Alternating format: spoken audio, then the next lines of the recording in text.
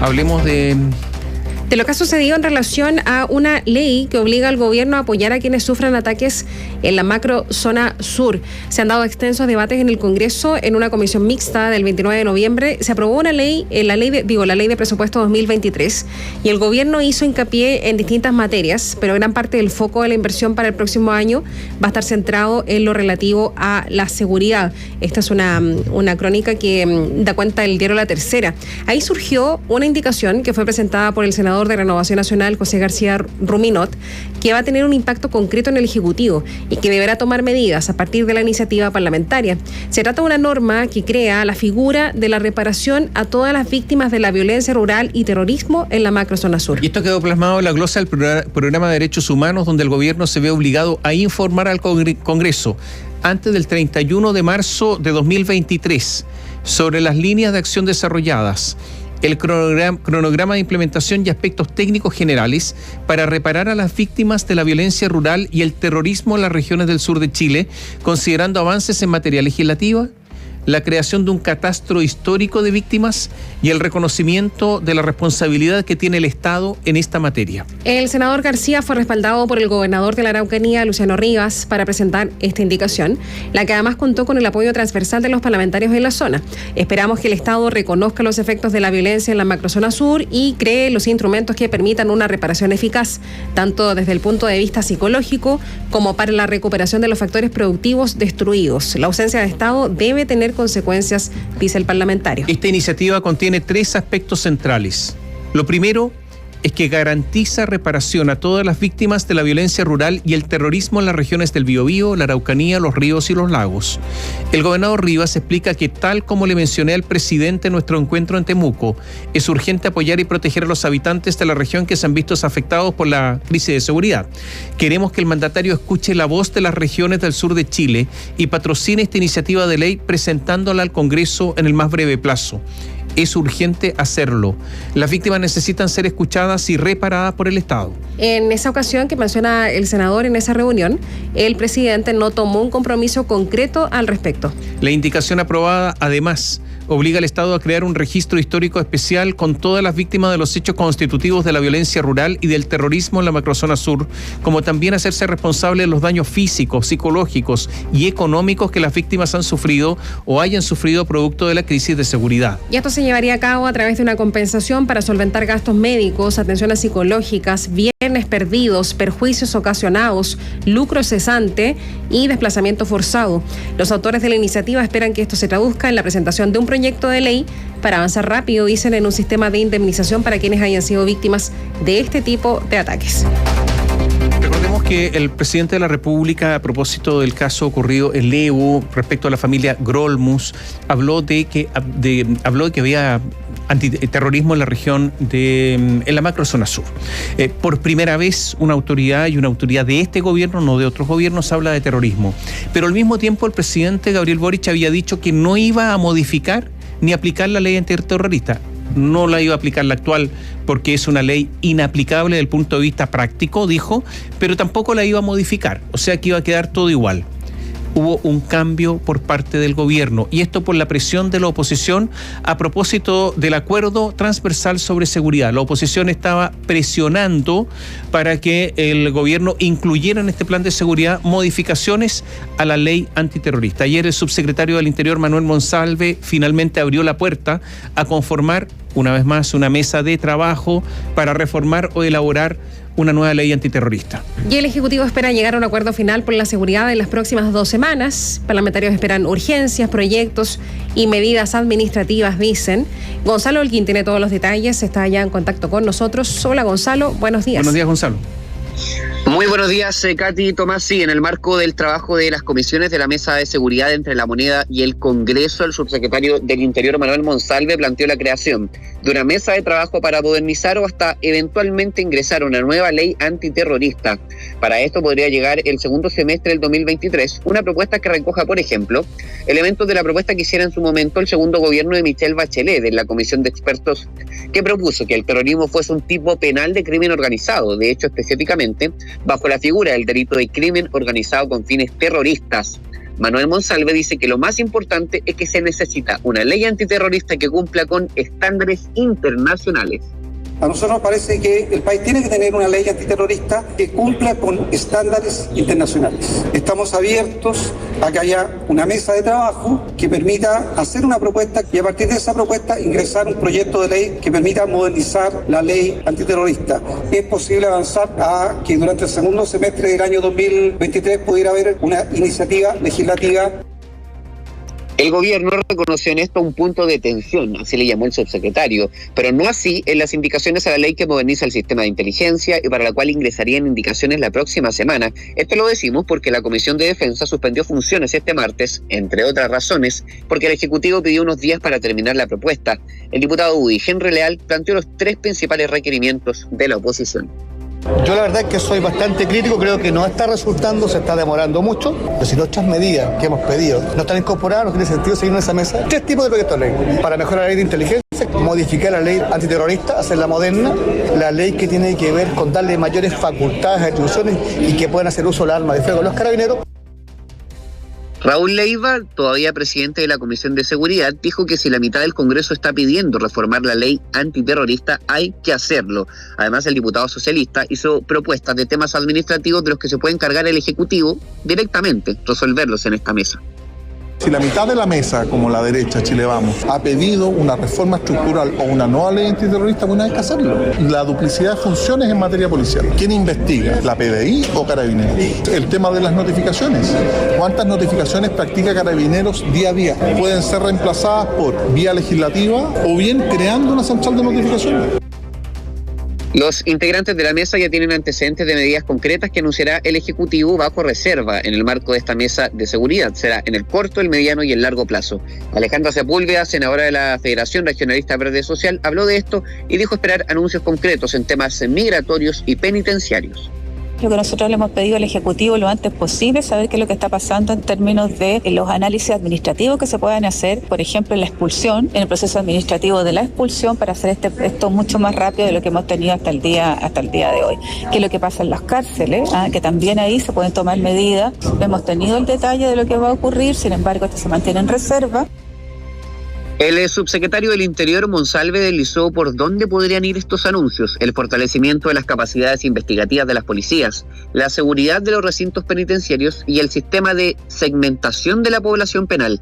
Aquí se incluye, por ejemplo, el bloqueo de la señal de telefonía celular desde los recintos. El jueves habrá una sesión plenaria con todos los actores de la mesa, donde se revisarán todas las propuestas y los parlamentarios esperan que se afirmen compromisos pensando en que antes que termine el 2022, o sea, nada, un par de semanas, se pueda confirmar un documento que anuncie un acuerdo nacional de seguridad. Katy, Tomás. Oye, ¿por qué cambió el gobierno en materia de ley antiterrorista cuando hubo un pronunciamiento, del jefe del gobierno, el presidente de la República, Gabriel Boric? ¿Qué pasó? Lo que entendemos nosotros es que el mismo oficialismo en algunos de sus sectores y la oposición presionaron para que se considerara esto que se está considerando, una reforma profunda a la ley antiterrorista. Es cierto, es algo que el gobierno simplemente no quería hacer, pero al mismo tiempo vio que se creó una orgánica nueva, que se anunció con bombos y platillos, que se generó un sistema de organización afinado con grupos de trabajo y que había expectativas de que funcionara, y cuando la oposición lo empezó a poner como condicionante, hubo otros dentro de ese contexto que empezaron a decir sí, es atendible. De hecho, por ejemplo, la diputada Lorena Fríes, que se pensaba que podía ser opositora a la medida, nos dijo ayer directamente a la radio que sí estaría por aplicar una ley de este tipo si es que fuese una ley que respetase los derechos humanos, que tuviese aplicabilidad en lo legal, y que si es que se llega a ese destino se podía de alguna manera trabajar esa ley abriendo la puerta. Entonces la sensación que tenemos nosotros, habiendo hablado con el subsecretario, es que este anuncio que hace, porque es básicamente un anuncio, se da en la medida en que el gobierno entiende que para viabilizar esta mesa de seguridad necesitaba destrabar este tema. Y también otro asunto, que esto será una tramitación de largo aliento. Ya he estado preguntando, y esta idea de que pueda estar la ley en segundo semestre del 2023 es calificada optimista de plano, y se espera que sea una discusión de largo aliento. Entonces no es uno de los asuntos más inmediatos que va a cubrir la mesa de seguridad, y en ese sentido entendemos que el gobierno ha preferido concentrar su energía, hacerlo inmediato en estas medidas administrativas. Y por ejemplo, Tomás, Katy, en la ley de inteligencia, que debería finalmente, después de cerca de 9 meses de espera, recibir indicaciones. Oye, pero a ver, llevamos 9 meses y el tema de seguridad apremia. ¿Hay realmente premura o no? ¿Hay urgencia o no? Porque llevamos 9 meses, se conforma una mesa, se empiezan discusiones. ¿Qué es lo que pasa? ¿Hay urgencia realmente o no? Sí, la verdad es que es una sensación que es media complicada de resolver cuando se trata de esta mesa de seguridad en particular. Hay que dejarle algo en claro a los auditores. Esta mesa de seguridad va a traer, por ciertos resultados. El tema es que el impacto de ellos no va a ser inmediato. Lo decía un parlamentario muy bien el día lunes. Nada de las conclusiones ni de las medidas concretas, incluso las de corto plazo, nada es de un chasquido de la misma manera en que lo es, sí, por ejemplo, el estado de emergencia. Decretar estado de emergencia es una medida con efecto absolutamente inmediato. Si tomamos ese ejemplo, nada de lo que se puede hacer, por útil y positivo que sea, o muy pocas cosas de lo que se pueda anunciar van a tener ese mismo efecto inmediato. Lo cierto es que el Ejecutivo ha anunciado 3 planos, corto, mediano y largo plazo, y hay que tener claro que mucho del corazón de esta mesa de seguridad tiene que ver con dar urgencia a proyectos que ya están en trámite o ingresar iniciativas nuevas de seguridad. Entonces tienen un cauce legislativo y hay que ser bien franco. Incluso ha habido parlamentarios cercanos al oficialismo que han dicho que esta mesa de seguridad sirve, sí, ayuda, sirve, pero no va a ser más concreta, por ejemplo, que la declaratoria de un estado de excepción constitucional de emergencia. Oye, ¿y por qué el gobierno no pone urgencia entonces a los proyectos que ya están en trámite? Eso es lo que se supone que se está haciendo. No, en todo caso, es cierto que debería tomarse, Tomás, una decisión inmediata en todo caso, y aquí planteamos un punto. Los parlamentarios de oposición pidieron que las medidas que se vayan acordando en la mesa de seguridad no se espere a que termine todo este proceso para anunciarlas en un documento, sino que a medida que se vayan acordando vayan teniendo un efecto inmediato. Entonces, si un grupo de los 5 grupos que están dispuestos en esa mesa de seguridad dice, bien, pongámosle urgencia, presentemos indicaciones a la ley de usurpación, que eso se haga de inmediato. Entonces entendemos que eso efectivamente va a ocurrir, que se van a indicar este tipo de proyectos y que se van a presentar urgencias, pero hay una presión para que eso no ocurra al final de este camino, porque claro, Monsalve dice, ojalá antes del 31 de diciembre tengamos un acuerdo completo, pero la verdad lo cierto es que hay una comisión que ha trabajado solo una vez, para que se hagan una idea. Hay algunas que se han reunido 2 veces por semana. El tema de los tiempos es un tema muy importante, y el tema de la urgencia va a tener que tener más rapidez que decir, aquí está el acuerdo, vamos a hacer un punto de prensa, le vamos a anunciar al mundo que hay un acuerdo de seguridad, y sino que tengan un efecto más claro, más inmediato en el trabajo legislativo. Tampoco es fácil, entiendo yo, para el Ejecutivo y para el oficialismo en general, controlar la cantidad de flancos que está abriendo o que está agudizando en los sectores más a la izquierda del oficialismo, ¿no? Tú mencionabas algunas personas que sí, uno puede reconocer quizás de izquierda, pero no tanto, que se pueden cuadrar finalmente con los votos necesarios, pero hay otros que están constantemente cuestionando. Ayer hablábamos del estado de excepción, ¿te acuerdas? Tú nos decías que era la vez que se había obtenido los votos más ajustados, no casi lo justo. Vamos a hablar más adelante del proceso constitucional, que también tiene flancos que se abren a la izquierda, de personas opinando en contra de lo que ha propiciado finalmente el Ejecutivo y el oficialismo. Y están estas situaciones también. Entiendo yo que también hay una conjugación de esas ideas, ¿no? De poder controlar también esos flancos que son bastante y son muy profundos. Sí, en esto va a haber un correlato legislativo en la capacidad que tenga el gobierno de ordenar esas fuerzas. Es cierto que comenzó a pasar desapercibido ya el hecho de que se hizo costumbre que en temas de seguridad haya oposición de Apruebo Dignidad, del Comité del Partido Comunista, de algunos parlamentarios independientes del Frente Amplio.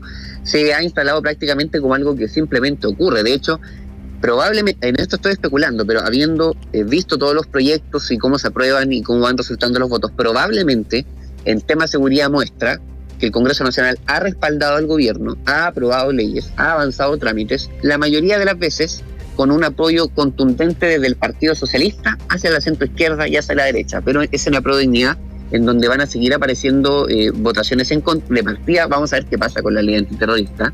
Se van a involucrar sin duda parlamentarios que se oponen a su aplicación, pero para que tenga algún sentido, primero tenemos que resolver un tema de fondo, que es que a nivel internacional, diría yo, y es algo que se comenta en el Congreso Nacional, el tipo penal del delito terrorista está muy en cuestionamiento. Todavía no toma una figura madura, pese a que llevamos muchos años con este tipo de fenómenos. Tarea del gobierno, tarea de la expresión, sin duda contra. La ministra se expresa en la libre arte de ordenar el sector político, pero también decir la verdad, decir que muchas leyes puede que se vayan a aprobar sin ese apoyo y puede que ya se esté haciendo un poco costumbre.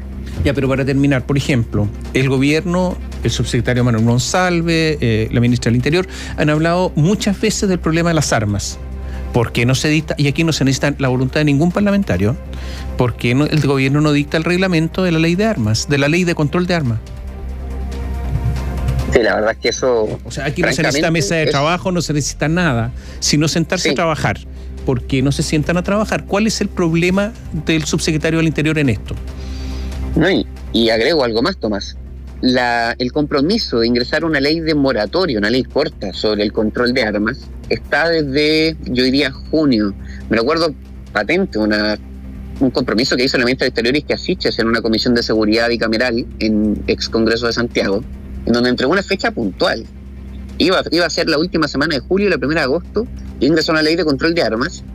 Cuando llega la ministra de Interior, Carolina Toá, fue una de las primeras cosas que le preguntamos, un poquito antes de Fiestas Patrias. Dijo, estamos en lo último, y va a ingresar una ley de control de armas.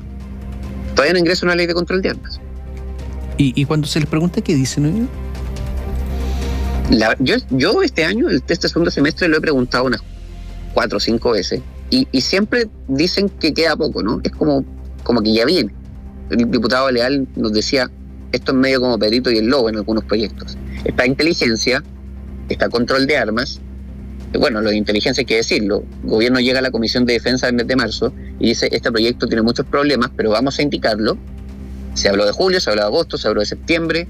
Ahora parece que sí, la próxima semana. Gracias, Gonzalo. Muy buenos días. Chao, Gonzalo. Hasta pronto.